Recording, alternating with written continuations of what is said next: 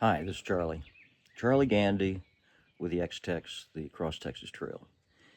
Uh, I thought it'd be time to give y'all an update on and a status report on where we are with this project. And so Melissa and I put together the 12 things that we've done and to highlight where we've been since last summer. And so I thought I'd take a few minutes and share that with you. Just so everybody's on the same page. And this is not about moving forward. That'll be a separate conversation that I'm very excited about. But it seemed to me at this point it makes sense to take an accounting of what we've done since June 2024. I was hiking with a buddy on the Lake Tahoe Trail and imagined a target-rich route across the state of Texas, my home state, and a place where I knew that there were a lot of hidden gems that were behind gates and on private property and some more inaccessible public property. And so I thought about stringing those together into an adventure route like I had seen the Appalachian Trail become, and the Pacific Crest Trail become, and the Continental Divide, and a whole bunch of other trails that I've hiked or ridden my mountain bike on, or familiar with and become a student of with this project. So the first thing I did was imagine a 1,500-mile route across the state of Texas. I'm not the only guy who's ever had that idea, and in fact, plenty of those people contacted us early on and are part on the team right now. I'm looking at you, Brandon, Jacob. The second thing out of these dozen, we became sponsored last summer. This is in July and August. We became sponsored by Bike Texas. It's a nonprofit organization based in Texas that 34 years ago I had a hand in starting, and it's still an active organization. And we launched an inspirational and popular website and social media presence. Melissa's genius at this stuff, and so together as a team, we made a pretty good first impression. Number three, we announced our plans in Austin in September at a state trails planners conference. And we started receiving publicity about the xTexas and a welcoming response from the media and people across the nation, far exceeding our expectations. It was an avalanche of exciting response to this big, crazy, impossible, imagined adventure trail for horses, hikers, and bikers through remote, rugged, and romantic Texas. That's what happened. Number four, also in September, we started physically groundproofing the 1,500-mile route that I had used a couple of applications to using computer technology, map together a series of back roads and existing trails, and a route that goes from Louisiana to New Mexico through some of the remotest parts of the state. Well, at the same time, we started recruiting veteran hiking, biking, and equestrian advisors for the project. And volunteer ground proofers. These are people who are going to help us check out these routes and see if there's better ones or if there's obstacles or whatever we can learn. We started doing that in September. We also set a fundraising goal in September of $40,000 to pay for our initial expenses. Good news is we raised almost double that in half the time. There's a whole lot of people out there that want to contribute their talent, their time, and their treasure to this project. And so, within the first 3 months, we proved that. We had all the money that we expected to raise. We had more people flocking to the website than we expected. Here's number six. Now, and this didn't all happen immediately, but in the last, 10 months, we've had 20-something landowners that have reached out wanting the trail to cross their property. I have been meeting with property owners across the state that are enthusiastic about being part of this legacy trail. And so and they have various reasons for doing that. Everything from just the romance of being a part of this trail. Some of them have hiked these kinds of trails before and want to be trail angels. Others see a business opportunity to host people on their exquisite ranches out west and back east and elsewhere. So 20 landowners, and they just keep coming in. The network is working now, and they are contacting us. They're hearing about the project from people like you that are enthusiastic about it, I presume. And so we're harvesting that. We also have more than a dozen people who've reached out to us. This is number 7, wanting to purchase property along the route and to support the trail with facilities. Again, my best example has already happened. A couple have bought property out in Medina. Their name is Beverly and Cobra Garland. They heard about this trail. They know about this kind of trail. They are horse people. They want to support the project. And so they're basically setting up a 35-acre trailhead in Medina.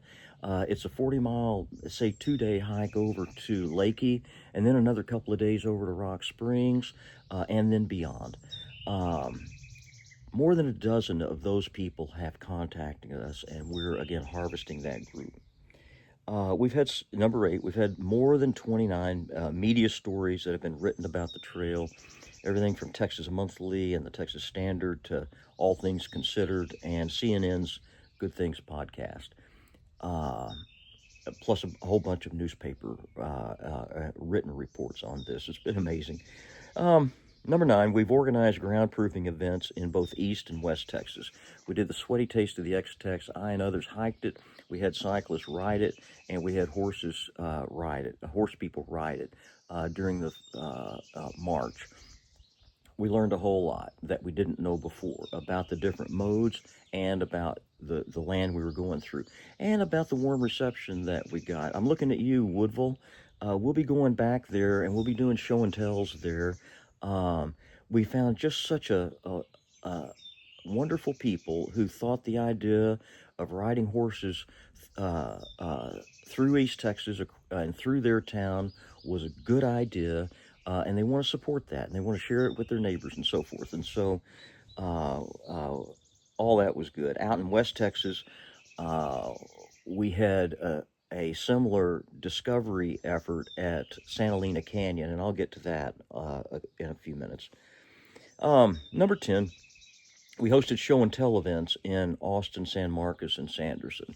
So that's me talking to a group of people who show up in those places about their place and about the trail coming through it and about what our vision is for the trail and how best to use the resources that are here. And we've had a welcoming reception, and we'll be scheduling more of those through the summer to share what we're up to and to crowdsource information about property owners that may want to host water stops for us and or overnight camping facilities and or resupply stops, things that we haven't found yet that they want to offer. Anyway, so that's what's going on there. Number 11. In this things that we've done in the last 11 months, we have discovered some hidden gems, such as Santa Lena Canyon. Some of the other hidden gems, by the way, are the enthusiastic ranchers that are opening up the gems on their ranches to this kind of adventure exploration for hikers, horsemen, people, and cyclists. In this case, Santa Lena Canyon, because of drought and hotter temperatures and upstream irrigation demands, is basically an arroyo. It's not flowing now except when there's a flash flood in the area, and that usually lasts for a day or so. Anyway, the point here is that just as paddling trips have been going through Santa Lena Canyon and down the Rio Grande for generations, now it's dry and hikeable, and we're proving that point on Santa Lena Canyon and then other parts of the Rio Grande, all the way from Rio Grande River around to Santa Lena Canyon. And so I am very excited about being able to hike where there's in and out of water, in and out of mud. There's some mud wrestling involved, and there's alligator gars and rattlesnakes and tarantulas. Uh, there, if you're still with me, it's also one of the most beautiful hikes in Texas. Santa Elena Canyon specifically is a geological cathedral that is an amazing place to paddle when there's water, and it's an amazing place to hike and wade and swim right now. And so that is the level of discovery that I am finding that we're able to take advantage of in looking at the existing resources in Texas anew, and from the perspective of a long distance trail. Number 12, we've grew our email subscribers to over 1,500, and the people interested in volunteering that have expressed that and returned, filled out questionnaires and such, is over 256 people. Again, that's Texans helping Texans, wanting to be a part of this for all kinds of reasons. And we're in a pretty solid place for our 11-month anniversary, I would argue. We have not found the opposition that I'm sure is out there, and we're not trying to stir it up. We're simply going where we're invited and find that our plate is full with generous and gracious Texans, that ranch owners that want to tell their stories, others that want to explore these precious parts of the state that haven't been accessible in the past.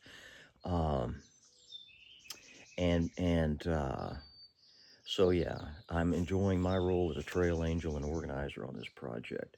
We'll be raising some money in the next phase of this for next fall's our inauguration season, where there's going to be sections of the trail that are ready for you to hike, bike, or take your horse on. Between now and then, there are groundproofing opportunities. If you're interested in that and or keeping up with everything else going on, our website, xTexas.org, is our single primary communication link to everybody. We'd love to have you on board. I can't tell you how being engaged in this purposeful project is one of the most rewarding things I've ever done, and I'm pretty sure it will be for 90% of the people who join me. So come on, let's go. Thanks. Bye.